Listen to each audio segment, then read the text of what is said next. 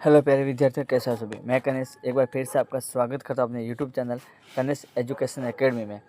तो प्यारे विद्यार्थियों, आज हम लेकर आए हैं राजस्थान की राज्य व्यवस्था के बारे में बात करेंगे। आज हम राजस्थान की राज्य व्यवस्था के बारे में बात करेंगे, जिसमें हमारा टॉपिक होने वाला है राज्यपाल।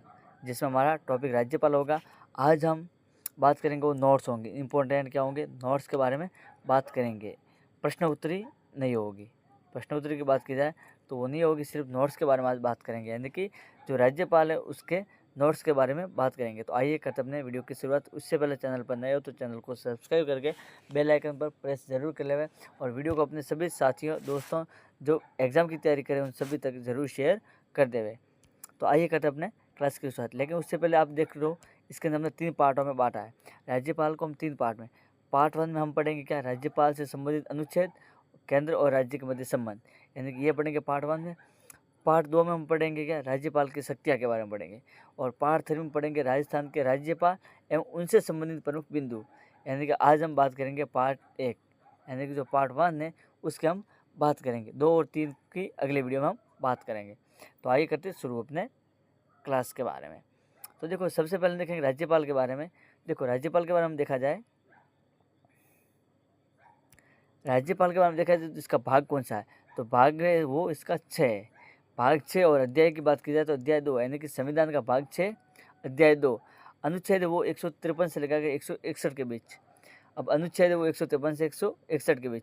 और ये प्रावधान की बात की जाए, यानी कौन से संविधान से लिया हुआ, तो ये कर्नाटक जो देश है उसके संविधान से ये लिया हुआ है। चलिए आगे बढ़ते। इसका संबोधन क्या है, यानी किस नाम से राज्यपाल को हम बुलाते हैं। बहुत ही अच्छी क्लास होने वाली है, तो वीडियो को अंत तक जरूर देखना, और चैनल को सब्सक्राइब करके वीडियो को लाइक जरूर कर देना, और सभी दोस्तों तक जरूर शेयर कर देना। ये बहुत इंपॉर्टेंट क्लास है। इसके नोट्स चाहिए तो आप मुझे डीएम कर देना, मैं आपको सेंड कर दूंगा। देखो, संबोधन का मतलब किस नाम से हम राज्यपाल को बुला सकते। तो एक तो है माननीय राज्यपाल, एक तो हम क्या कहेंगे, माननीय राज्यपाल, और अंग्रेजी में कहेंगे ऑनरेबल गवर्नर। माननीय राज्यपाल या ऑनरेबल गवर्नर। इसके बाद देखिए दूसरा और है संबोधन, दूसरा क्या है, राज्यपाल महोदय। राज्यपाल महोदय, ये इनका क्या था, राज्यपाल का संबोधन। अब आएगा वो इम्पोर्टेंट है वो, क्योंकि इससे हम सारे के सारे अनुच्छेद वो कवर करेंगे। तो अगला हमारे अनुच्छेद के बारे में। हाँ, आप ध्यान से देखिए, इसमें क्या बताए अनुच्छेद के बारे में।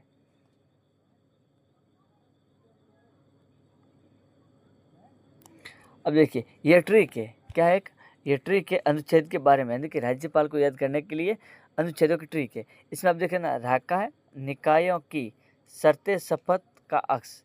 राका निकायों की शर्तें शपथ का अक्स। अब इसमें देखोगे, रा का मतलब क्या हो गया, राज्यपाल, जो कि अनुच्छेद 153 में वर्णन है। फिर का मतलब कार्यपालिका का क्या, प्रमुख 154। नी का मतलब हो गया नियुक्ति। नी का मतलब क्या हो गया, नियुक्ति, जो कि 155 में। फिर वापस का मतलब क्या हो गया, कार्यकाल 156 में। फिर यों का मतलब हो गया योग्यता 157 में। फिर शर्तें आ गया, क्या शब्द आ गया, शर्तें का मतलब हो गया शर्तें 158 में। फिर शपथ का शपथ, यानी कि 159 में शपथ अनुच्छेद के बारे में बात किया, उस अनुच्छेद में वर्णन। उसके बाद देखेंगे अ का मतलब क्या होगा, अ का मतलब होगा आकस्मिक रिक्ति, यानी कि राज्यपाल की आकस्मिक रिक्ति होगी तो क्या उपबंध है, क्या प्रावधान होगा। और इसके बाद हम देखेंगे अक्षर। अक्षर का मतलब क्या होगा, समाधान, यानी कि 161 में समाधान के बारे में बताया। तो ये थी राज्यपाल को याद करने के लिए अनुच्छेद, जो मुख्य रूप से याद करने के लिए ट्रिक थी। तो आप इसको ध्यान से देख लेना, अच्छे से पढ़ लेना। और अब हम बात करेंगे एक एक अनुच्छेद के बारे में, राज्यपाल से संबंधित हर एक अनुच्छेद के बारे में बात करेंगे। तो आगे देखा जाए, लेकिन कुछ उससे पहले कुछ बिंदु रहते हैं। कुछ बिंदु देखें तो राज्यपाल की क्या दोहरी भूमिका है। राज्यपाल की भूमिका क्या है, दोहरी। एक तो राज्य का प्रमुख, और दूसरा केंद्र और राज्य के मध्य कड़ी का कार्य करता है। ठीक है, उसके बाद हम देखें अगला अपना बिंदु है, अब राज्यपाल क्या होता है, संवैधानिक प्रमुख, राज्य का संवैधानिक प्रमुख राज्यपाल। फिर नाम मात्र का प्रमुख और औपचारिक प्रमुख, ये क्या होता है, राज्यपाल होता है। ठीक है, इसके बाद हम अगला देखेंगे, अगले में क्या बताए, वास्तविक प्रमुख कौन है। जो वास्तविक प्रमुख है वो कौन है, तो कौन है, मुख्यमंत्री होगा। मुख्यमंत्री होगा वो वास्तविक प्रमुख होगा। उसके बाद हम देखेंगे अनुच्छेद अपना पहले अनुच्छेद में क्या बताया है, इसको हम विस्तार से अच्छे से समझेंगे। देखो, अनुच्छेद 153 में क्या कहा, प्रत्येक राज्य के लिए एक राज्यपाल होगा। रा का मतलब क्या, राज्यपाल। ठीक है, तो प्रत्येक राज्य के लिए एक राज्यपाल होगा। लेकिन उसके बाद 7वां संविधान संशोधन हुआ, कब हुआ था, 1956 को। लेकिन लागू कब हुआ था, 19 अक्टूबर 1956 को। इसकी एक धारा थी, क्या, धारा 6। अब धारा 6 में क्या बताया था, एक ही व्यक्ति 2 या अधिक राज्यों के लिए राज्यपाल नियुक्त किया जा सकता है। यानी कि 1956 से पहले क्या प्रावधान था कि एक राज्य का सिर्फ एक ही राज्यपाल होगा, लेकिन 7वां संविधान संशोधन हुआ, उसके अंदर ये प्रावधान लाया गया, उसके अंदर धारा शामिल की और उस धारा में ये प्रावधान लाया गया कि एक व्यक्ति, यानी कि एक व्यक्ति होगा, वो 2 या अधिक, या तो 2 या फिर 2 से अधिक राज्यों के लिए राज्यपाल नियुक्त किया जा सकता है। ये अनुच्छेद 153 में बताया गया है। ये बहुत इंपॉर्टेंट है और ये सेकंड ग्रेड में सवाल पूछा हुआ है, आगे भी भर्ती परीक्षाओं में आ सकता है, इसलिए इस पर ज़्यादा से ज़्यादा ध्यान दें। अगली बात की जाए, अगला अपना क्या अनुच्छेद 154। 154 में क्या बताया, का मतलब कार्यपालिका का प्रमुख, यानी कि जो राज्यपाल होगा वो कार्यपालिका का क्या होगा, प्रमुख। लेकिन अनुच्छेद 154 का भाग क्या 1 खंड 1 में क्या बताया गया कि राज्य की कार्यपालिका शक्ति राज्य में निहित होगी और जिसका प्रयोग वह संविधान के अनुसार स्वयं या अपने अधीनस्थ अधिकारियों के माध्यम से करेगा। यानी कि इसमें क्या बताया कि राज्य की कार्यपालिका शक्ति है वो किस में निहित होगी, राज्यपाल में, ठीक है। और उसका प्रयोग कौन करेगा, राज्यपाल। किस प्रकार से करेगा, संविधान के अनुसार स्वयं या अपने जो अधीन अधिकारी है उनके माध्यम से करेगा। ये 154 का अनुच्छेद कह रहा था। उसके बाद देखेंगे अगला अपन 155 बताया, अनुच्छेद 155 क्या बताया कि राज्यपाल की नियुक्ति। अब राज्यपाल की नियुक्ति कौन करेंगे, राष्ट्रपति द्वारा हस्ताक्षर और मुद्रा सहित अधिपत्र जारी करके, यानी कि वारंट जारी किया जाएगा जिसके अंदर राज्यपाल का हस्ताक्षर और मुद्रा सहित वो जारी करेंगे। कौन करेंगे, राष्ट्रपति। किस लिए करेंगे, राज्यपाल की नियुक्ति के लिए। अनुच्छेद कौन सा, 155, ठीक है। आगे देखेंगे अपना अगला, लेकिन इसके अंदर एक इंपॉर्टेंट बात गई नोट में क्या बताएं कि इस अधिपत्र को संविधान में मुख्य सचिव पढ़कर सुनाएगा। जो वारंट जारी करेंगे, जो जिस राज्य का, जैसे हम बात की जाए राजस्थान की, जैसे हम बात करें राजस्थान की, ठीक है। तो राजस्थान राज्य की बात की जाए, राजस्थान राज्य में क्या, राज्यपाल का नियुक्त करना, ठीक है। राज्यपाल राष्ट्रपति द्वारा नियुक्त किया गया, वारंट भी निकाला गया। लेकिन अब राजस्थान की जो विधानसभा, कहाँ की विधानसभा, राजस्थान की, तो राजस्थान की विधानसभा में उस अधिपत्र को कौन पढ़कर सुनाएगा, मुख्य सचिव। उस राज्य का मुख्य सचिव वो अधिपत्र को पढ़कर सुनाएगा। ये था इसके नोट्स, इसका जो इम्पोर्टेंट लाइन थी, और ये एग्जाम में आया हुआ है और आगे भी आएगा, इसलिए इस पर ज़्यादा ध्यान देना। आगे बात करेंगे नियुक्ति संबंधी 2 परंपराएं। इसी अनुच्छेद के अंदर है कि नियुक्ति के संबंध में 2 परंपराएं। अब 2 परंपरा क्या, इसको देखते हैं। पहले कि राज्यपाल उस राज्य का निवासी न हो, यानी कि जैसे कि हम बात करें राज्यपाल राजस्थान का बनना है, किसका, राजस्थान राज्य का राज्यपाल बनना है, लेकिन वो व्यक्ति राजस्थान राज्य का नहीं होना चाहिए, राजस्थान राज्य का निवासी वो नहीं होना चाहिए, ठीक है। यानी कि किसी अन्य राज्य या स्थान का निवासी हो, राजस्थान को छोड़ गए। दूसरे में क्या बताया गया कि नियुक्ति के समय संबंधित राज्य के सीएम से सलाह। अब जिस राज्य में राज्यपाल की नियुक्ति करे, यानी कि राजस्थान में करे नियुक्ति, तो राजस्थान के जो मुख्यमंत्री अभी वर्तमान में बात की जाए तो श्रीमान भजनलाल शर्मा, ठीक है। तो उनसे, यानी कि सीएम से सलाह लेंगे। जिस राज्य में नियुक्ति करेंगे उसी राज्य के सीएम से सलाह ली जाएगी कि आपके राज्य में इस व्यक्ति को या इनको राज्यपाल नियुक्त करे, तो उसके बारे में जो भी वो सलाह मशवरा करेंगे, ठीक है। आगे उसके बाद देखेंगे इसी अनुच्छेद के अंतर्गत राज्यपाल का स्थानांतरण कौन करेगा, यानी कि राज्यपाल है, एक राज्य से दूसरे राज्य का राज्यपाल बनाना है, स्थानांतरण करना वो कौन करेगा, राष्ट्रपति द्वारा। और सबसे विवादित पद की बात की जाए तो भी किसका, राज्यपाल का। राज्यपाल का पद है वो सबसे विवादित है। बहुत सी समस्या या शिकायतें दर्ज की जाती है राज्यपाल के बारे में, या फिर राज्यपाल और मुख्यमंत्री या फिर केंद्र के मध्य अलग अलग शिकायतें या फिर आलोचना की जाती है, ठीक है। तो सबसे विवादित पद है वो राज्यपाल का। उसके बाद देखेंगे अनुच्छेद 156। अनुच्छेद 156 में क्या बताया, 156 में बताया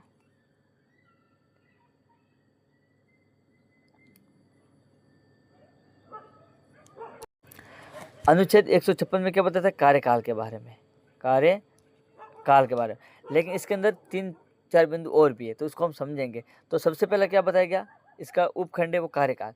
तो कार्यकाल में क्या है, राष्ट्रपति के प्रसाद पर्यंत, यानी कि जब तक राष्ट्रपति चाहेगा तब तक राज्यपाल है वो अपना कार्य करता रहेगा, ठीक है। जैसे ही राष्ट्रपति ने हटा दिया तो वो राज्यपाल उस राज्य का नहीं होगा, ठीक है। उसके बाद त्याग पत्र, यानी कार्यकाल राष्ट्रपति के प्रसाद पर्यंत, यानी जब तक राष्ट्रपति चाहेगा तब तक वो कार्यकाल का, यानी राज्यपाल का पद वो धारण करेगा। उसके बाद त्याग पत्र की बात की जाए तो त्याग पत्र किसको, राष्ट्रपति को संबोधित, यानी कि राज्यपाल अपना त्याग पत्र देना चाहता है तो वो किसको देगा, राष्ट्रपति को। ये भी इंपॉर्टेंट है। फिर इसका तीसरा बिंदु क्या है, राज्यपाल पद ग्रहण की तारीख से 5 वर्ष तक पद धारण करेगा, यानी कि जो पद ग्रहण की तारीख होगी उससे लेकर अगले 5 वर्ष तक वो राज्यपाल रहेगा, यानी कि 5 वर्ष कार्यकाल होगा। इसमें एक और महत्वपूर्ण बात बताइए कि राज्यपाल अपने पद पर 5 वर्ष पूर्ण करने के बाद तब तक बना रहेगा जब तक नए राज्यपाल का पद ग्रहण न कर ले। यानी इसमें क्या बताया कि 5 वर्ष पूरे हो गए, जैसे कि मान लो आज 5 वर्ष पूरे हो गए, लेकिन जब नया राज्यपाल का गठन या पद ग्रहण नहीं कर ले, नया राज्यपाल वो पद ग्रहण न कर ले, तब तक वो राज्यपाल जो पुराना राज्यपाल था वो अपने पद पर रहेगा। जैसे नया राज्यपाल आएगा, जो पहले वाला राज्यपाल था उसका पद है वो समाप्त हो जाएगा, कार्यकाल है वो समाप्त हो जाएगा।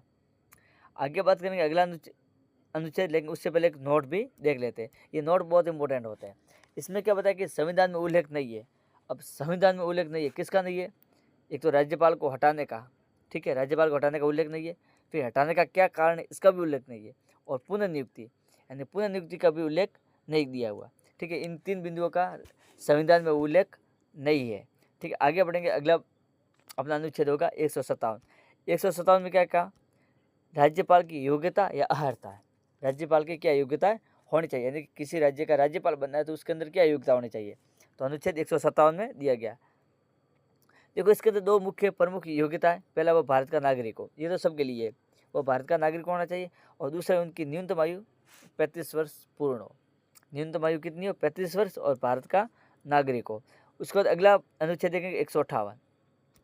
158 में क्या बताया, शर्तें, क्या बताया, शर्तें क्या होनी चाहिए, योग्यता देख ली, उसके बाद शर्तें। योग्यता में क्या था, भारत का नागरिक और आयु 35 वर्ष पूर्ण, ठीक है। लेकिन शर्त में क्या देखेंगे, तो पहली शर्त होगी कि राज्यपाल संसदीय विधानमंडल का सदस्य नहीं होना चाहिए, यानी कि किसी भी संसदीय विधानमंडल का वो सदस्य नहीं होना चाहिए, ठीक है।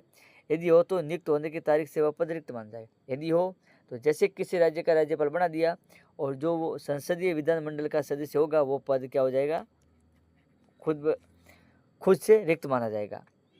और राज्यपाल अन्य कोई लाभ का पद धारण नहीं करेगा। अन्य कोई लाभ का पद धारण करने का मतलब ये है कि कोई ये जॉब, या तो कोई क्या होना चाहिए जॉब पर, या मान लो कि किसी अन्य पद जैसे कि मुख्यमंत्री हो, या फिर मान लो कि लोकसभा अध्यक्ष, राज्यसभा सदस्य, जो भी हो वो पद धारण नहीं करेगा।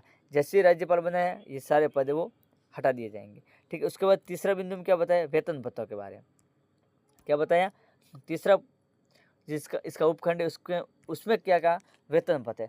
अब वेतन भत्ते किसके अनुसार मिलेंगे, अनुसूची 2 के अनुसार।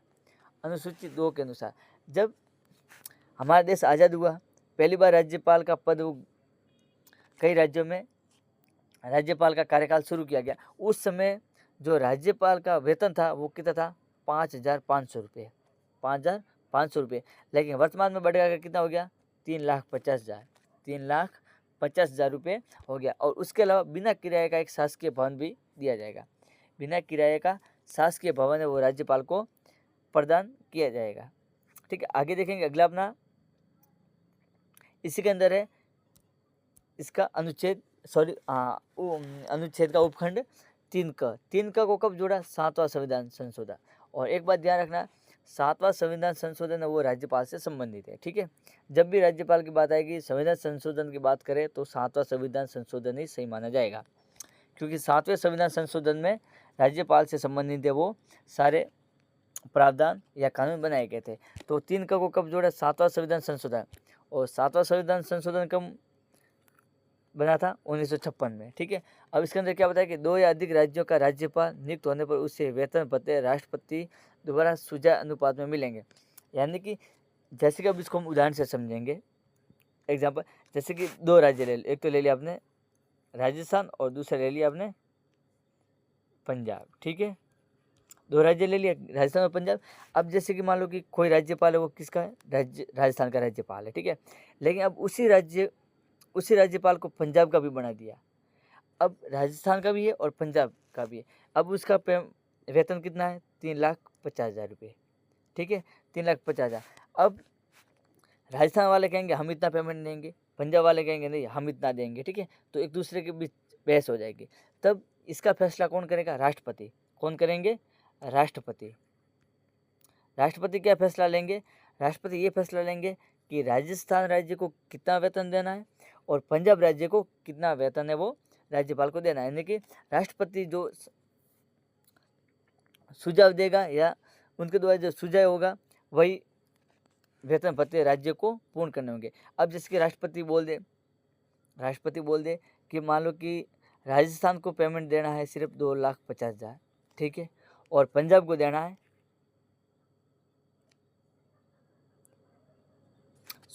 मान लो कि 2 लाख, ठीक है, थोड़ा अच्छे से समझेंगे।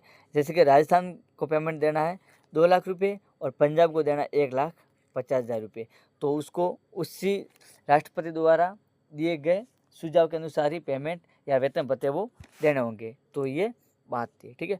आगे बढ़ेंगे, अगला हम देखेंगे चौथा बिंदु में क्या बताया। चौथे में बताया कि पदावधि के दौरान वेतन भत्ते कम नहीं किए जाएंगे। जैसे मान लो कि राज्यपाल का पद है वो ग्रहण कर लिया, कार्यकाल शुरू हो गया, वहाँ से लेकर कार्यकाल पूर्ण, यानी कि कार्यकाल शुरू से लेकर पूर्ण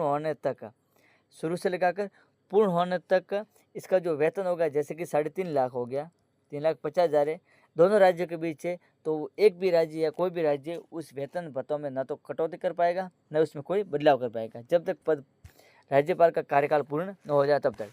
इसके बाद हम देखेंगे नोट में क्या बताया कि राज्यपाल को वेतन भत्ते कौन देगा, कहाँ से मिलेंगे, राज्य की संचित निधि से। वेतन भत्ते कहाँ से मिलेंगे, राज्य की संचित निधि से। लेकिन जैसे ही क्या होगा, राज्यपाल का कार्यकाल पूर्ण हो गया, पूर्ण हो गया, जैसे कार्यकाल पूर्ण हो गया तो उनको पेंशन कहाँ से मिलेगी, केंद्र की संचित निधि से। ये बहुत इंपॉर्टेंट बिंदु है, इसको आप ध्यान से देखना, ध्यान से पढ़ना।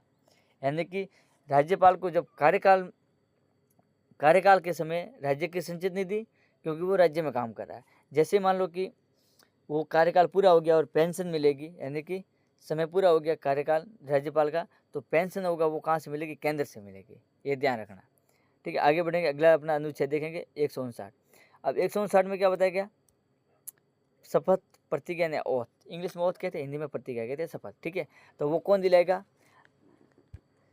किसको दिलाएगा, राज्यपाल। एक तो राज्यपाल और एक राज्यपाल का कार्य करने वाले व्यक्ति, यानी दोनों को या तीनों को, जो भी, जैसे एक तो राज्यपाल मुख्य हो गया। अब इनके अलावा राज्यपाल के साथ और कौन कौन कार्य करने वाले व्यक्ति है, उनको वो शपथ दिलाई जाएगी। लेकिन कौन दिलाएंगे, हाई कोर्ट के मुख्य जज, या तो दिलाएगा कौन सा, हाई कोर्ट का मुख्य जज। यदि हाई कोर्ट का मुख्य जज उस समय क्या हो, अनुपस्थित, यानी वहाँ पर मौजूद न हो, तब कौन दिलाएगा, हाई कोर्ट का वरिष्ठतम जज, या तो हाई कोर्ट का मुख्य जज या वरिष्ठतम जज। उसके बाद देखेंगे आगे क्या बताया, आगे देखेंगे अब शपथ का प्रारूप देखेंगे। हम क्या देखेंगे, शपथ का प्रारूप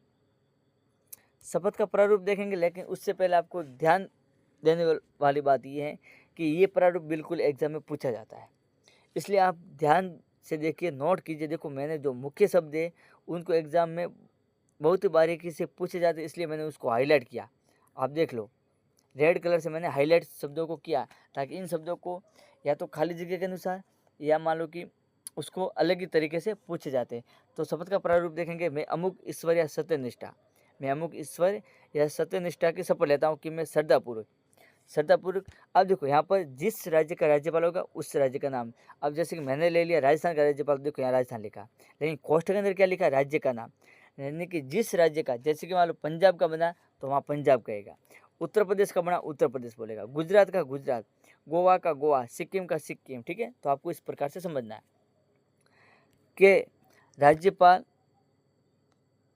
यानी राजस्थान के राज्यपाल के कर्तव्यों का निर्वहन करूंगा तथा अपनी पूरी योग्यता से संविधान और विधि का परिरक्षण, संरक्षण और प्रतिरक्षण, ये शब्द पूछे हुए एग्जाम में, इसलिए इसको मैंने हाईलाइट किया हुआ है, करूंगा। और मैं राजस्थान राज्य, और वही बात, राज्य का नाम लेना, ठीक है, कि जनता की सेवा और कल्याण में निरत रहूंगा। ये था, क्या था, शपथ का प्रारूप था। आगे हम देखेंगे क्या, अनुच्छेद 160। अनुच्छेद 160 में क्या बताया कि आकस्मिक रिक्ति। अब राज्यपाल की आकस्मिक रिक्ति हो जाए तो क्या करेगा, तो ऐसी आकस्मिकता जिसका उल्लेख इस अध्याय में नहीं है, राज्य के कर्तव्यों के निर्वहन के लिए राष्ट्रपति उपबंध करेगा। यानी कि जैसे कि मान लो कि जैसे कि राजस्थान के राज्यपाल है, ठीक है। अब राज्यपाल के अभी कार्यकाल चल रहा है, जैसे कार्यकाल चल रहा है, या तो अचानक क्या दे, त्याग पत्र, या फिर मान लो कि अचानक क्या हो जाए, इनकी मृत्यु हो जाए, या राज्यपाल की त्याग पत्र दे दे या मृत्यु हो जाए, या फिर कोई और कारण हो, या कोई और कारण, जैसे कि मान लो कि राज्यपाल विदेश यात्रा पर चले जाए या कई छुट्टियों पर चले जाए, ठीक है। तो उस समय क्या होगा, आकस्मिक रिक्ति हो जाएगी, उसमें राज्यपाल की उस राज्य में ज़रूरत है, तब क्या करेगा, राष्ट्रपति निम्न उपबंध करेगा। और वो उपबंध कहाँ दिए हुए, नोट में दिए हुए, वो उपबंध कहाँ दिए हुए, नोट में। तो आप नोट में ध्यान से देखना कि राष्ट्रपति निम्न उपबंध करेंगे। अब क्या उपबंध करेंगे, तो पहला करेंगे उसी राज्य के हाई कोर्ट के मुख्य जज को कार्यवाहक राज्यपाल बना दे। यानी जैसे कि अपने राजस्थान में आकस्मिक रिक्ति आ गई, राजस्थान में आ गई आकस्मिक रिक्ति, तो जो राजस्थान राज्य है उसके जो हाई कोर्ट है, उसका जो मुख्य जज है, कौन सा मुख्य जज है, उसको कार्यवाहक राज्यपाल बना दिया जाएगा। यानी कि या तो वो राज्यपाल अपने कार्य से वापस आ जाए, या नए राज्यपाल का पद ग्रहण न हो तब तक कार्यवाहक राज्यपाल के रूप में हाई कोर्ट का मुख्य जज वो काम करेगा। यदि मान लो ये न हो तो फिर दूसरा क्या होगा, अन्य राज्य के राज्यपाल को अतिरिक्त प्रभार सौंप दे। यानी कि बात करें, जैसे कि मान लो कि राजस्थान राज्य में क्या हो गया कि राज्यपाल का पद है वो एकदम रिक्त हो गया, तो अब क्या करेंगे, जैसे कि मान लो अन्य राज्य में पड़ोसी राज्य हो गया, जैसे कि पंजाब हो गया, फिर उत्तर प्रदेश हो गया, मध्य प्रदेश हो गया, गुजरात हो गया, ठीक है, हरियाणा हो गया, ठीक है। तो इन राज्यों के राज्यपाल को जो राजस्थान राज्य है उसका है अतिरिक्त प्रभार है वो सौंप देंगे कि आप नए राज्यपाल का पद ग्रहण न हो तब तक आप इस बारे में काम कीजिए, ठीक है। तो आगे देखेंगे हम अगला अपना अनुच्छेद है 161 में क्या क्या आ गया, समाधान के बारे में। अब राज्यपाल क्षमा दे सकता है या क्षमा कर सकता है, तो जिसके लिए निम्न समाधान के प्रकार बताए गए, जो राज्यपाल को पूर्ण या फिर मान लो कि लघुकरण जो भी क्षमा होगी वो प्रदान कर सकता है। तो क्षमा का मतलब पूर्ण क्षमा, पूर्ण रूप से क्षमा कर देना। किसी को मान लो 20 साल की जेल पड़ी तो उसको बिल्कुल ही क्षमा कर देना। फिर होगा लघुकरण का मतलब क्या होगा, दंड के स्वरूप में परिवर्तन। जैसे मान लो किसी को फांसी की सजा हुई है, क्या हुई, फांसी की सजा, तो फांसी की सजा को परिवर्तन करके क्या करना, आजीवन कारावास कर देना। फिर होगा परिहार का मतलब क्या होगा, दंड की अवधि कम करना। जैसे मान लो किसी को 15 साल की जेल हुई तो उसको कम करके 10 साल कर देना, ठीक है। फिर होगा विराम, मूल सजा को विशेष परिस्थिति में बदलना। जैसे कि मान लो किसी को फांसी की सजा होगी,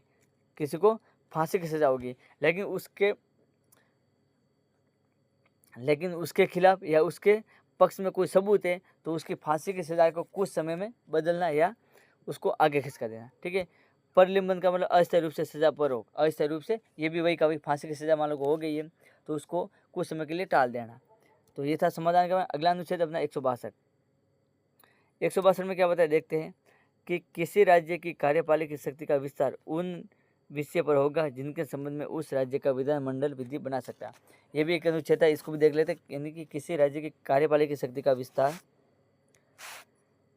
उस विषय पर होगा जिनके संबंध में उस राज्य का विधानमंडल विधि बना सकता है, ठीक है। तो आगे देखेंगे अपना क्या, केंद्र व राज्य के मध्य संबंध देखेंगे। उसके अंदर सबसे पहले क्या हुआ, कुछ सुधार आयोग लाए गए, कुछ आयोगों का गठन किया गया, उसको हम देखेंगे। देखो सबसे पहले क्या गया, प्रथम प्रशासनिक सुधार आयोग, जिसका गठन 1966 और अंतरिम रिपोर्ट आई थी 1968 में।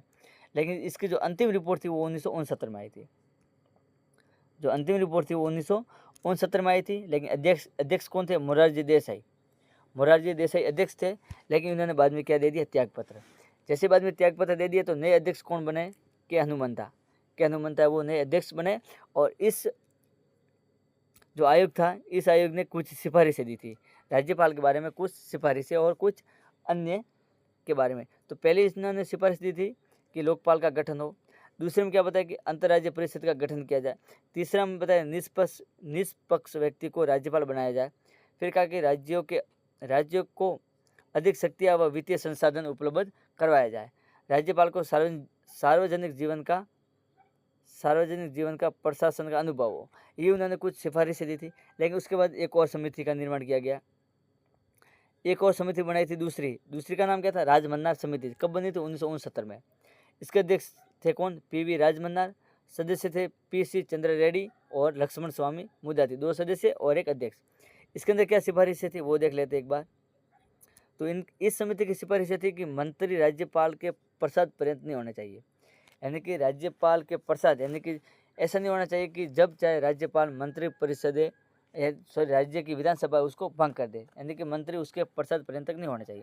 फिर उन्होंने क्या बताया कि राज्यपाल को कदाचार या असमता के आधार पर हाई कोर्ट द्वारा हटाया जाना चाहिए। उन्होंने क्या बताया कि कोई कदाचार या असमता के आधार पर हाई कोर्ट है वो राज्यपाल को हटा सके। फिर उन्होंने क्या कहा कि अनुच्छेद 356, 357, 365 हटा दिए जाने चाहिए, यानी कि 3 अनुच्छेद 356, 57 और 65 इनको हटा दिए। फिर उन्होंने क्या कहा कि अखिल भारतीय सेवा ये समाप्त कर दो, अखिल भारतीय वो सेवा समाप्त, यानी कि यूपीएससी आरपीएससी वगैरह है उन सेवाओं को क्या कर दो, समाप्त कर दो। फिर अगली समिति थी, अगली समिति का गठन किया गया। उस समिति का नाम क्या था, भगवान सहाय समिति, 1970 में बनी। अध्यक्ष थे भगवान सहाय। इसके अंदर इसमें कुल 2 सिफारिश आई थी। क्या आई थी देख लेते। पहला, यदि विधानसभा में स्पष्ट बहुमत पर संदेह हो और सीएम विधानसभा का सत्र बुलाने में आनाकानी करे तो राज्यपाल मंत्री परिषद भंग कर दे। बहुत ही अच्छी। इन्होंने क्या कहा कि मान लो विधानसभा में स्पष्ट बहुमत नहीं है और सीएम विधानसभा का सत्र बुलाने में आनाकानी करे तो राज्यपाल मंत्री परिषद भंग कर दे। ठीक है। दूसरा क्या कहा कि सीएम के त्याग पत्र के बाद भी राष्ट्रपति शासन का प्रयोग अंतिम विकल्प के रूप में किया जाना, यानी कि सीएम मुख्यमंत्री वो त्याग पत्र दे दे, उसके बाद भी एकदम से राष्ट्रपति शासन मत लगाओ, कहीं और रास्ते निकालो। और उसके बाद हाँ कि अब लगेगा कि अंतिम रूप से हमें राष्ट्रपति शासन का प्रयोग करना पड़ेगा, तब उसका विकल्प है वो उपयोग में लाओ। उसके बाद चौथा था सरकारिया आयोग। इसका गठन कब किया था, 1983 में। रिपोर्ट सौंपी थी कब, 1987 में। लेकिन रिपोर्ट का प्रकाशन कब किया गया था, जनवरी 1988 में रिपोर्ट का प्रकाशन किया गया। इसके अध्यक्ष थे रणजीत सिंह सरकारिया। सदस्य कौन थे, बी शिवरमन और SR सेन, ये 2 क्या थे इसके सदस्य। अब इसकी सिफारिश ये क्या थी, 1600 पेज की रिपोर्ट तैयार की थी इन्होंने। 1600 पेज की वो रिपोर्ट तैयार की थी। ये भी इम्पोर्टेंट है, पूछ सकते हैं। और इनकी कुल सिफारिशें कितनी थी, 247। कितनी थी, 247। कुल सिफारिशें 247 थी। उसमें से कुछ हम मुख्य सिफारिशें वो हम देखेंगे। जो क्या मुख्य सिफारिशें हम देखेंगे कौन कौन सी। पहला, राज्यपाल की नियुक्ति से पूर्व संबंधित राज्य के सीएम से सलाह ले। बिल्कुल, ये तो होता ही है। ठीक है। फिर राज्यपाल इस राज्य का निवासी ना हो, यानी कि जिस राज्य का राज्यपाल बनाया जाए वो उसी राज्य का निवासी ना हो, ये भी हमने आगे पढ़ चुके हैं। फिर उन्होंने क्या बताया कि अनुच्छेद 356 जो राष्ट्रपति शासन का प्रयोग अंतिम विकल्प के रूप में हो, ये भी हम पिछली बार अभी समझ चुके हैं।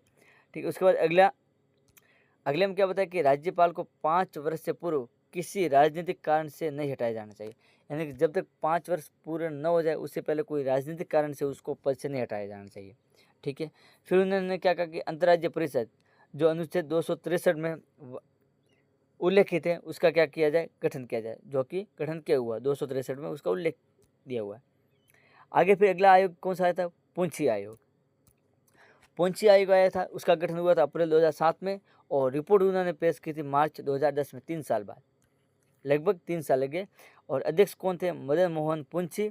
और सदस्य कौन थे, धीरेन्द्र सिंह, NR माथो मेनन, विनोद कुमार दुगत और विजय शंकर। ये 4 क्या थे, सदस्य। 4 क्या थे, सदस्य थे। तो ये पुंछी आयोग था 5वां। इन्होंने क्या कहा था, इनकी सिफारिश देख लेते। इन्होंने कुल बहुत सारी सिफारिश दी, लेकिन मुख्य रूप से सिफारिश की बात की जाए तो इन्होंने पहली सिफारिश दी थी कि राज्यपाल अंतिम 2 वर्ष सक्रिय राजनीति में ना हो, यानी कि जब जिस व्यक्ति को राज्यपाल बनाया जाए, जैसे कि A नाम का कोई व्यक्ति है, उसको राजस्थान राज्य का राष्ट्रपति बनाना है, राज्यपाल बनाना है, तो वो 2 वर्ष पहले राजनीतिक को छोड़ चुका हो, यानी कि राजनीति में सक्रिय वो 2 वर्ष पहले हो, उसके बाद ना हो। जैसे कि 2 वर्ष पूर्ण हो गए और किसी भी पार्टी या राजनीति में सक्रिय नहीं है, उसको राज्यपाल बना सकते हो। दूसरी उन्होंने सिफारिश दी थी कि राज्यपाल को विधानमंडल में महाभियोग लाकर हटाया जाना चाहिए। जैसे राष्ट्रपति को हटाते उसी प्रकार से राज्यपाल को भी हटाया जाना चाहिए। इसके बाद आगे देखेंगे, तीसरी और इनकी थी सिफारिश। तीसरी सिफारिश को हम देखें, इसमें क्या बताया कि राज्यपाल की नियुक्ति एक समिति की सिफारिश पर की जाए। इन्होंने क्या कहा कि राज्यपाल की नियुक्ति करनी हो तो एक समिति बनाई जाए, पहले उसकी सिफारिश के आधार पर नियुक्ति की जाए। लेकिन उस समिति में कौन कौन शामिल होना चाहिए, एक तो प्रधानमंत्री, गृह मंत्री, उपराष्ट्रपति, लोकसभा विपक्ष नेता, सीएम या लोकसभा अध्यक्ष दोनों में से कोई एक, और प्रधानमंत्री, गृह मंत्री, उपराष्ट्रपति और लोकसभा विपक्ष नेता, और सीएम या लोकसभा अध्यक्ष में से कोई एक, ये समिति में उपस्थित होना चाहिए और इनकी चर्चा के बाद राज्यपाल की नियुक्ति की जानी चाहिए। ये थी अपनी आज की क्लास। आज की क्या थी अपनी क्लास कैसी लगी कमेंट करके ज़रूर बताना। अपने सभी दोस्तों तक वीडियो को ज़रूर शेयर करना। चैनल पर नए हो तो चैनल को सब्सक्राइब करके बेल आइकन पर प्रेस कर लेना ताकि हर वीडियो की नोटिफिकेशन आप तक सबसे पहले पहुंच सके। और ये नोट्स बहुत ही अच्छे शानदार है, इससे बाहर एक भी सवाल नहीं जाएगा। और कल हम इसी समय वापस आएंगे पार्ट 2 लेकर, राज्यपाल की शक्तियाँ, और पार्ट 3 में हम पढ़ेंगे राजस्थान के राज्यपाल और उनसे संबंधित प्रमुख बिंदु। ठीक है, यानी पार्ट 2 और पार्ट 3 और भी आने वाले हैं। ये क्लास यहीं तक थी, मिलेंगे वापस कल इसी समय पार्ट 2 के साथ राज्यपाल की शक्तियाँ में, और वापस उससे अगले दिन हम मिलेंगे इसी समय पार्ट 3 में। पार्ट 3 में क्या होगा, राजस्थान के राज्यपाल और उनसे संबंधित